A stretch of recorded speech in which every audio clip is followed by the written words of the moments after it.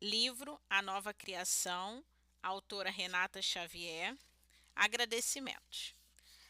Ao autor e consumador da minha fé, a entrega incomparável, o amor inquestionável, o perdão impagável, o caminho inalterável e a aliança inquebrável, a substituição inexplicável. Por causa de Jesus existe um novo fôlego de vida para mim. Por causa de Jesus existe uma certeza de futuro e a inexistência de um passado. Por causa dele, a eternidade que era destinada a ser morte, agora me dá a certeza de que viverei para sempre com ele. Jesus é a garantia de cada promessa, o motivo da minha existência, o meu maior amor. Ah, se não fosse o Senhor, onde eu estaria? Obrigada, meu Jesus. Sem a realidade da maior história de amor já escrita, qualquer realidade deste livro seria inexistente. A minha mãe, que por toda a minha vida me ensinou que conhecer Jesus é e sempre será a maior conquista da vida. Seu amor por Jesus e sua escolha de sempre dar a Ele o primeiro lugar em nossa casa fundamentaram meu coração e abriram a porta para que eu pudesse acessar a realidade mais transformadora e essencial da nossa existência, a presença do nosso Deus.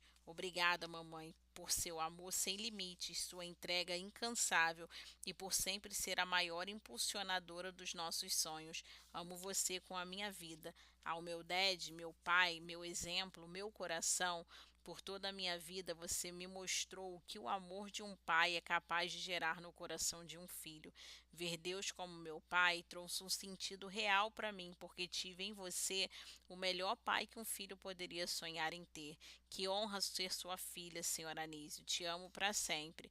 Aos meus irmãos, meus escudeiros, companheiros, melhores amigos, vocês são a expressão da graça e do favor de Deus em minha vida.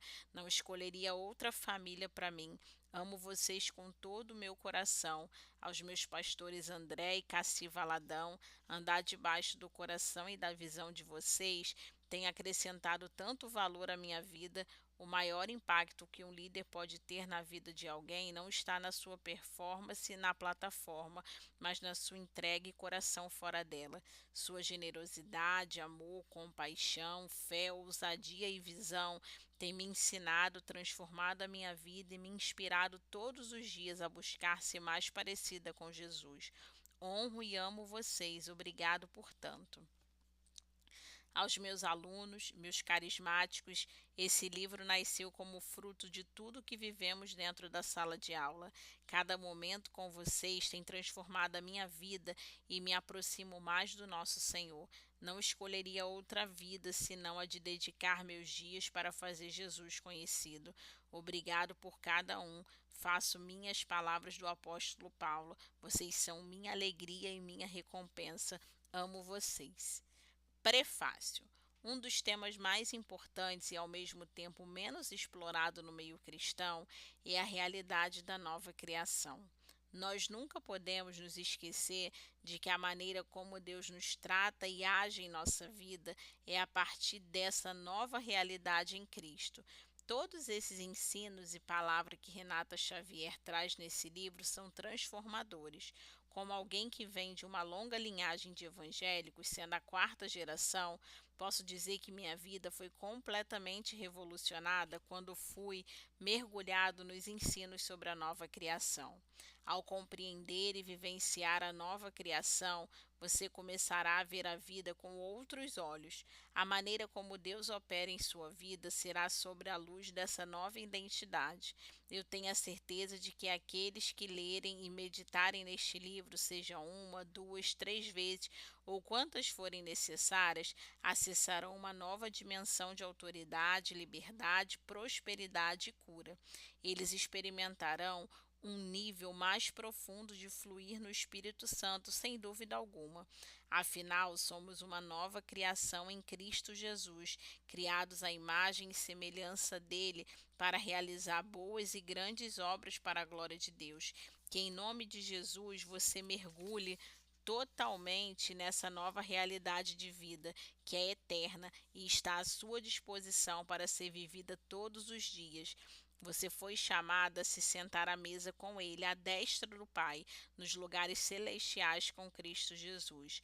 Nunca se esqueça de que é a partir desse lugar de honra, com base no sangue derramado por você, que Deus o trata, dando-lhe pleno acesso à autoridade sobre todas as coisas. Que essa leitura seja o ponto de partida para uma transformação profunda e duradoura em sua vida. André Valadão, pastor da Lagoinha Global, pastor sênior da Lagoinha Orlando Church. Logo, todo aquele que está em Cristo se tornou nova criação. A velha vida acabou e uma nova vida teve início. 2 Coríntios 5,17. Parte 1, onde tudo começou. Introdução. Os 2 dias mais importantes na vida de uma pessoa são o dia em que ela nasce e o que ela descobre o porquê de ter nascido. Mark Twain.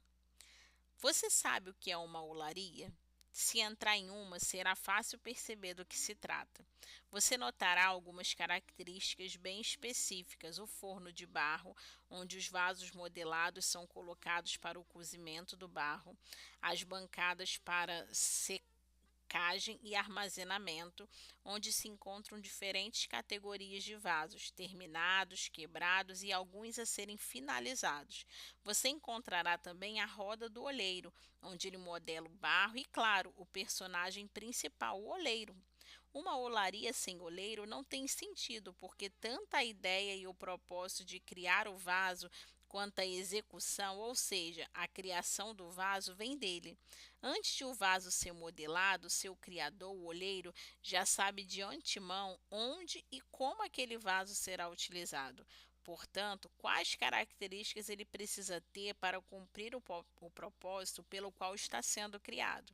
Cada peça que ele cria é única, com as suas próprias características e beleza. O oleiro dedica horas ao moldar, refinar e aperfeiçoar suas criações, até que cada uma esteja perfeita e pronta para cumprir seu propósito. Ao observar seu trabalho, você irá perceber que o oleiro não desperdiça barro.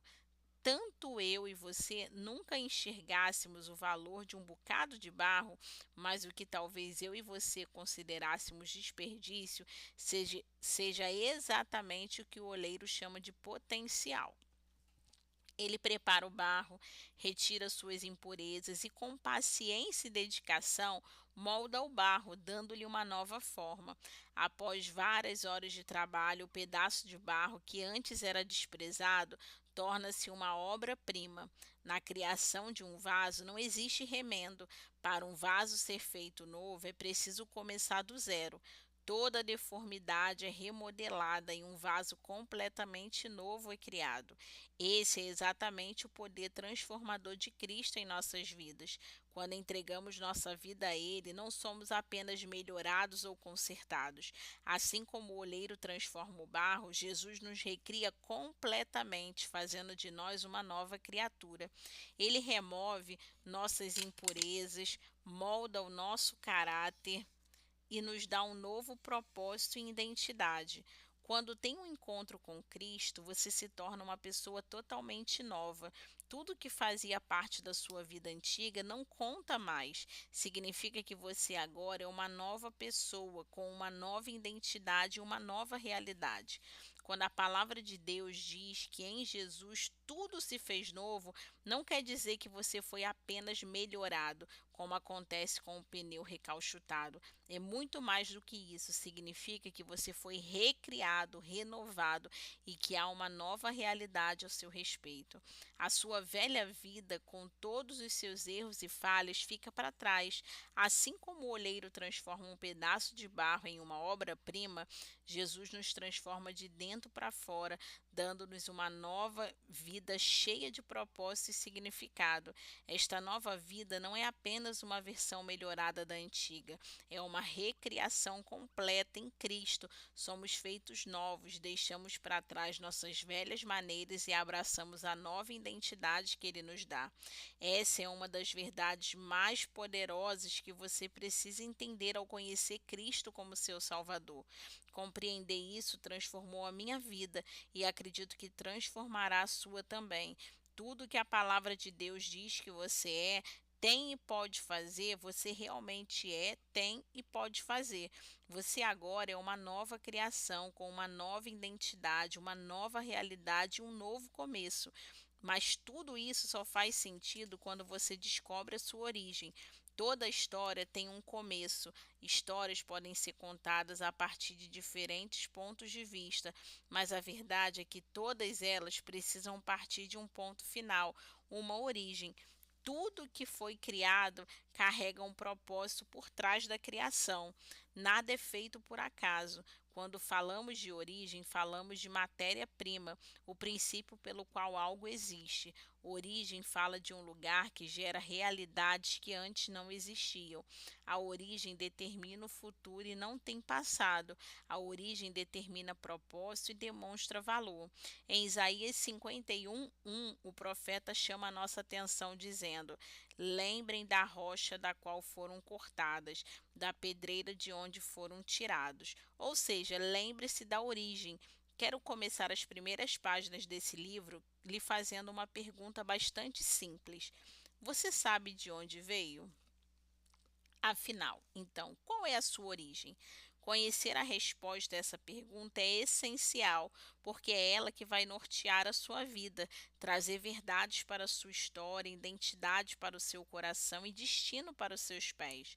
A origem e a verdade de uma história não estão na opinião de quem ouve, lê ou conta sua história, mas pertencem unicamente a quem escreveu a história. Sua história pode ser contada por muitas pessoas, até por você mesma, mas a verdade é que quem realmente tem o direito de falar sobre ela é o autor da história. Ela nasceu no coração do seu Criador. Ele é o Alfa e o Ômega, o começo e o fim da sua história.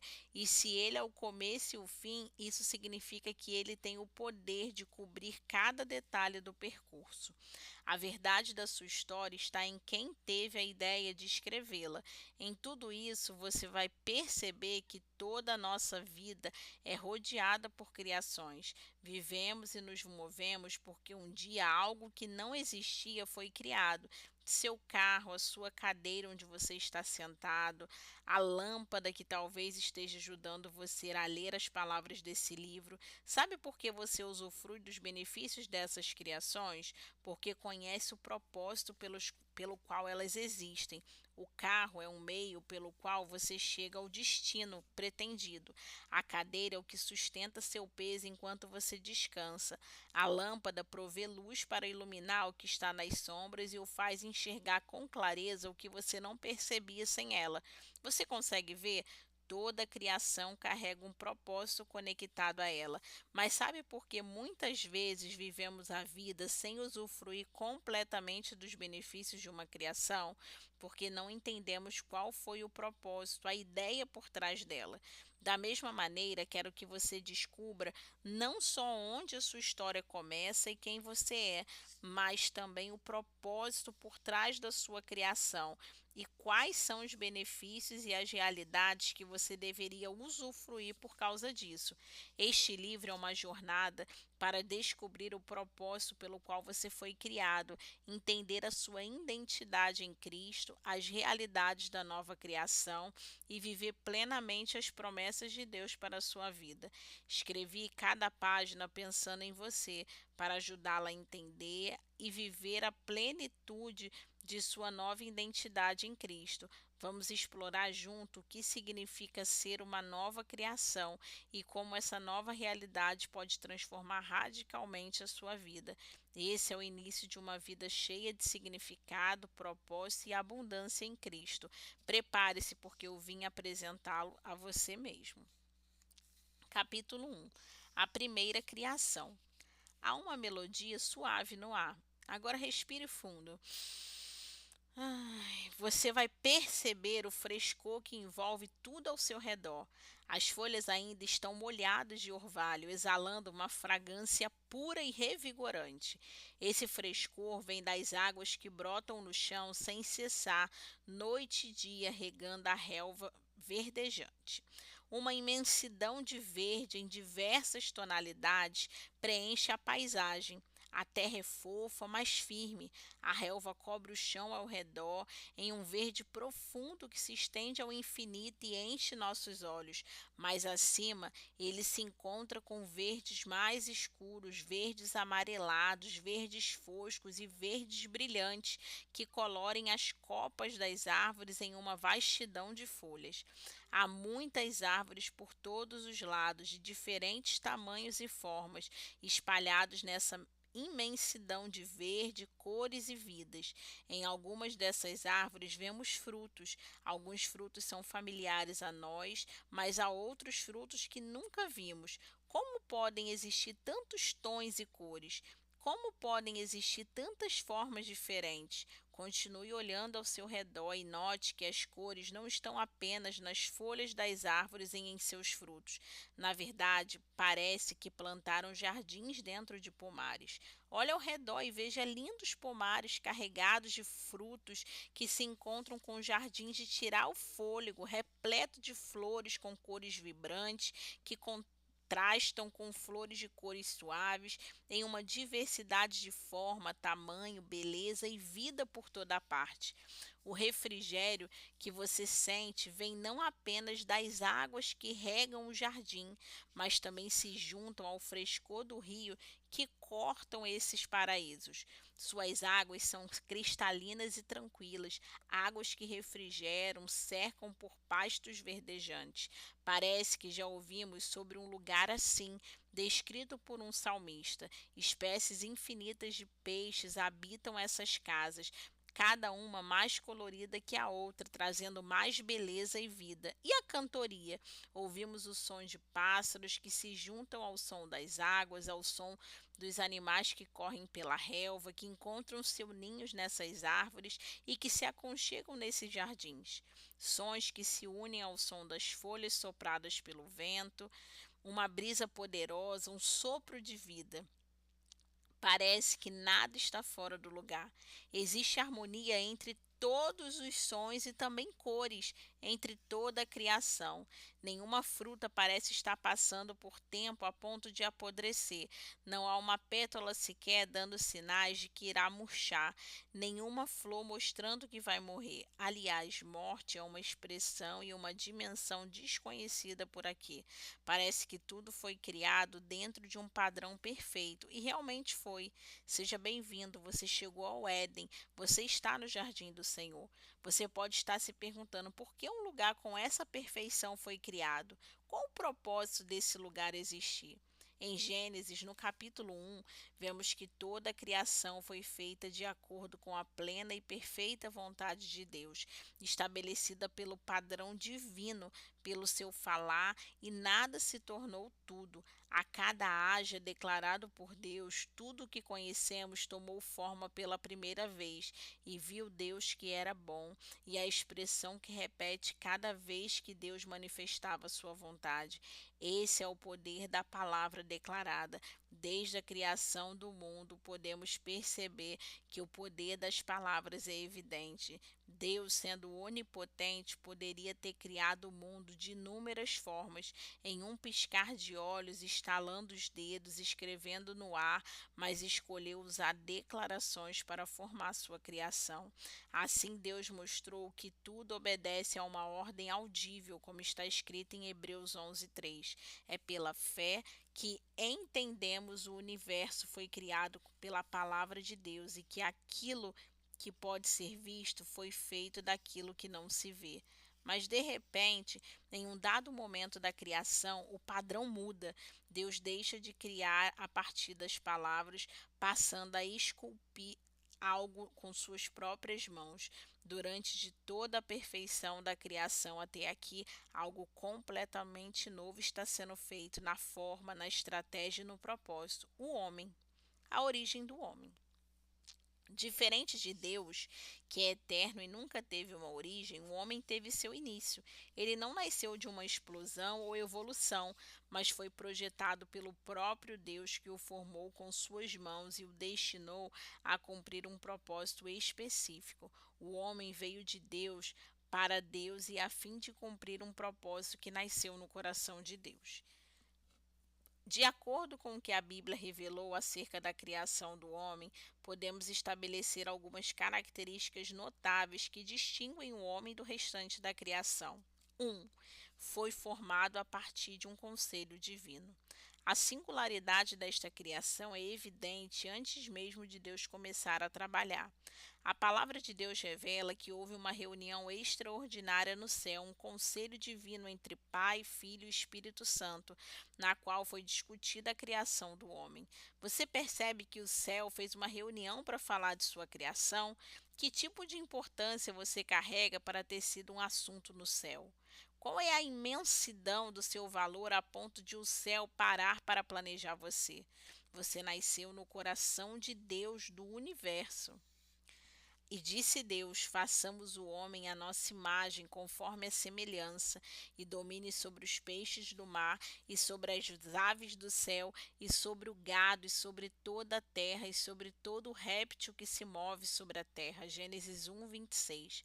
O verbo façamos no plural indica a ação do Pai, do Filho e do Espírito Santo na criação do homem. É a Trindade envolvida em criar um ser à sua imagem e semelhança. O céu aplicou o seu coração e atenção para que nós viéssemos a existir. Note que a criação do homem foi bem diferente da criação dos animais. Enquanto os animais surgiram a partir de uma ordem de Deus direcionadas às águas e à terra que a produzissem criaturas específicas, o homem foi formado pessoalmente por Deus. E 2 é da mesma espécie de Deus. Em Gênesis 1, Deus repete a expressão conforme a sua espécie diversas vezes. Deus enfatiza isso porque é importante entendermos que ele estava fazendo distinção entre o que estava sendo criado de acordo com o dicionário. Espécie é a subdivisão que abrange todos os seres ou indivíduos que se distinguem dos restantes por um caráter específico único a eles, identificando pela mesma qualidade e aparência. Por exemplo, uma vaca e uma baleia não são da mesma espécie porque possuem características e qualidades e propósitos diferentes. Gênesis 1, do 20 ao 24, vai dizer: E disse Deus: produzam as águas enxames de seres viventes, e voem as aves acima da terra, no firmamento do céu. Produza a terra seres viventes conforme a sua espécie, e os animais domésticos, répteis e animais selvagens conforme a sua espécie. Em outras palavras, o que Deus estava dizendo era: os animais foram criados segundo a sua espécie, e você também foi criado de acordo com algo. A versão da Bíblia, The Living Bible, traduz assim os versículos 26 e 27. Façamos o homem, alguém que seja como nós, para ser o mestre de toda a vida na terra, nos céus e nos mares. Em essência, Deus está dizendo que da mesma maneira que criou outras criaturas de acordo com sua espécie, ele desejou fazer uma criação à sua própria imagem, compatível com o que ele é. Em outras palavras, Deus criou um ser do tipo dele. Na tradução concordância, no verso 27 de Gênesis 1, diz: E agora façamos o homem, ele será como nós e irá manifestar quem nós somos. Ser como ele é manifestar o que ele manifesta. O que a revelação de que você foi criado a partir de quem Deus é desperta no seu interior? Você entende que existe mais sobre você e em você do que imagina?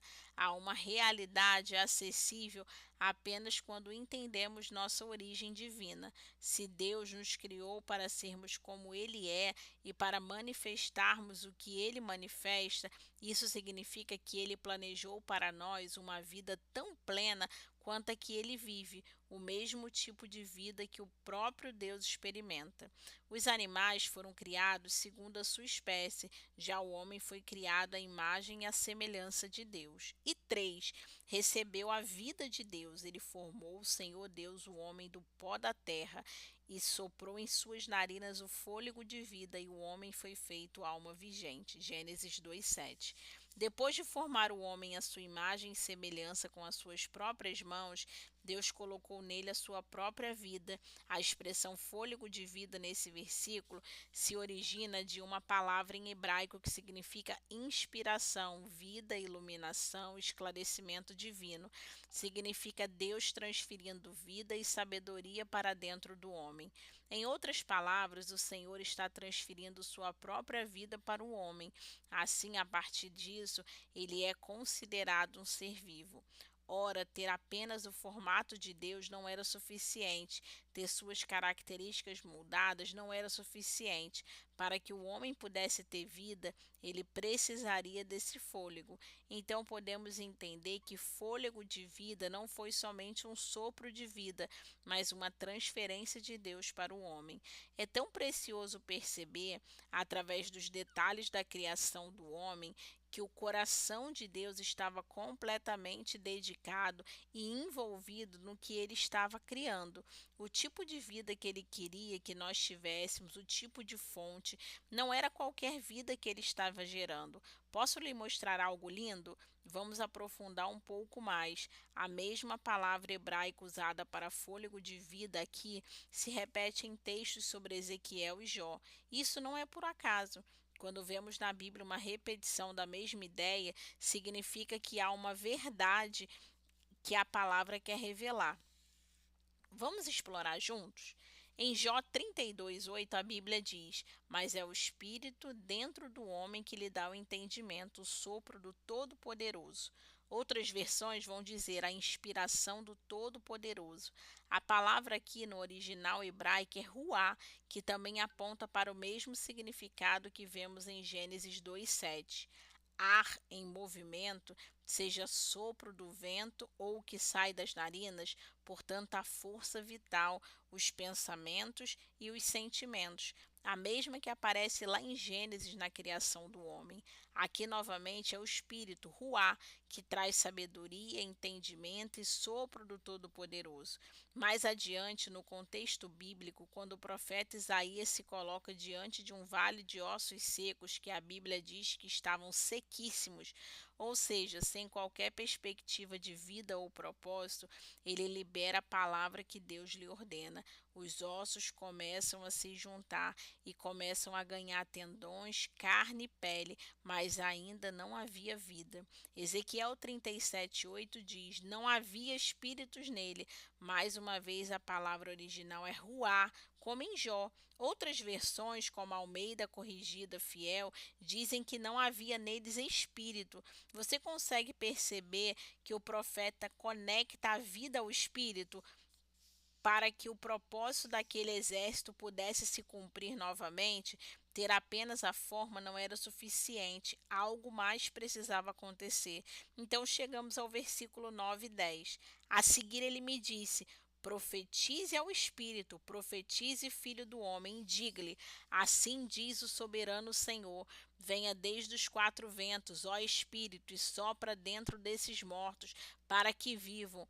Profetizei conforme a ordem recebida, e o Espírito entrou neles, eles receberam vidas e se puseram em pé. Era um exército enorme.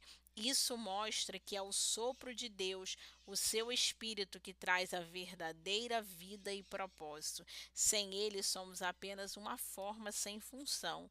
Jó e Ezequiel são dois personagens bíblicos que precisavam ser restaurados no entendimento de seu propósito, identidade e destino. Ambos necessitavam ser realinhados com a revelação do tipo de vida que gera plenitude. Com Jó, aprendemos que o verdadeiro conhecimento não vem apenas de experiências externas ou de ouvir falar. No vale de ossos, vemos que não basta ter apenas a forma ou características, não é suficiente parar pela metade. A verdadeira vida, a vida plena que Deus planejou para nós, vem ao recebermos o ruá, o sopro de vida do céu. Isso é o que nos dá a plenitude, que restaura o que já estava completamente seco e nos tira de uma existência sem sentido, marcada pela morte e perda, para nos levar a experimentar a vida em abundância. É exatamente esse tipo de vida que ele depositou no interior do homem no momento de sua criação. E 4, é a coroa da criação de Deus, um ser único, uma criação única, com características únicas, planejado, pensado e sonhado por Deus. Nada na criação do homem foi por acaso. Ele é a última coisa a ser criada. Tudo que Deus preparou antes da criação do homem precisava existir para recebê-lo, para escolher a coroa da criação de Deus. Ou seja, tudo que foi criado foi apenas a preparação do lugar onde o homem seria colocado. Deus fez a terra por causa do homem. Deus criou tudo isso por causa de mim, de você. Isso deixa claro que Deus não criou a terra por acaso, nem o homem por acaso. Aliás, Deus não faz nada por acaso. Você não existe por acaso. Nenhum ser humano é fruto do erro de seus pais, de um ato covarde de violência ou da maldade de alguém. Todos, sem exceção, nascemos no coração de Deus com um propósito específico. Quando criou o homem, Deus estava tão entediado no céu e de repente disse: o céu está muito parado hoje. Ei, Jesus, Espírito Santo, vamos fazer algo diferente hoje? Não. Deus planejou o homem em seu coração de tal forma que primeiro ele quis preparar um lugar perfeito para ele, onde ele pudesse se encaixar perfeitamente. E isso inclui você. Cada detalhe da sua vida, cada talento, sonho foi cuidadosamente planejado por Deus. Você tem um propósito único que nasceu no coração de Deus. Ao entender isso, você pode começar a viver de acordo com o valor e o propósito que Ele colocou em você. Imagine o impacto de viver uma vida sabendo que você foi criado com um propósito divino, que cada passo seu foi planejado por um Deus amoroso. Uau, eu tenho certeza de que isso mudaria sua perspectiva sobre a sua vida, não é mesmo? Deus fez um ambiente perfeito para um ser perfeito habitar nele. Você consegue entender então qual é o seu nível de importância diante do Senhor e do propósito que ele tem para a sua vida? Você foi sonhado e planejado por Deus. Nenhum de nós é fruto do acaso. Precisamos compreender o que carregamos e por que carregamos. Ele criou você para um propósito específico e entender isso é o que vai lhe dar o poder de começar a usufruir de tudo aquilo que o seu Criador já o habilitou para viver. E assim finalizamos o capítulo 1.